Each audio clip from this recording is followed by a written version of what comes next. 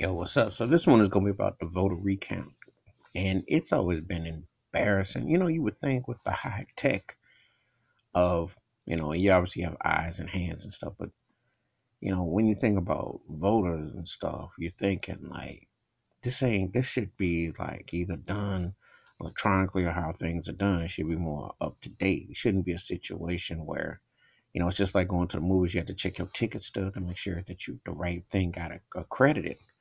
And there have been situations where, well, we've proven that hackers and other things have taken votes or credits. And so you wonder how this process really goes and how it evolves, because to do recounts after millions of people who went through it, and then some places are closed and all kinds of other stuff that goes on, it's just like, and then they got the nerve to publicize, well, vote or die and all this other stuff.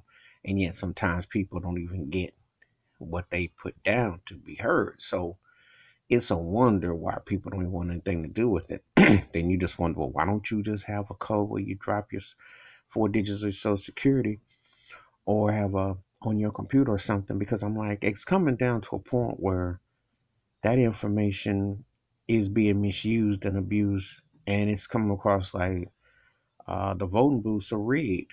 Now that would not happen, now would it? Well, yes, it would, because there's a lot of factors involved to how these things go. And some of these counties aren't 100% accurate with what they're doing.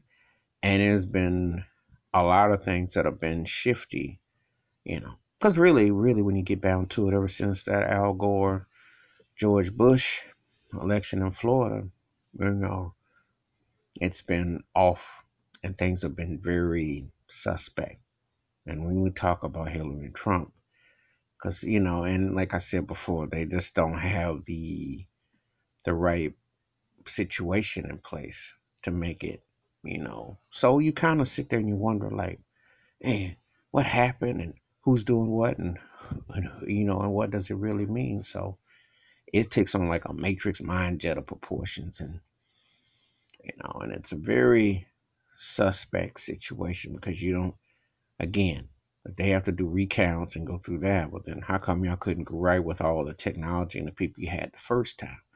And then they come out and find out there's 500 or 600 voter discrepancies, and not knowing what's happening. So it's just a really suspect system. But then again, politics feels rigged, feels like a Vegas crapshoot, feels like it's a point spread. And sometimes it makes you feel that, hey, what was it all for? Was it all for naught? Okay, that's my take on these voting poll booths not getting it right the first time and leaving a lot of the candidates scratching and not knowing what happened with the results. Feel free to leave comments. Peace.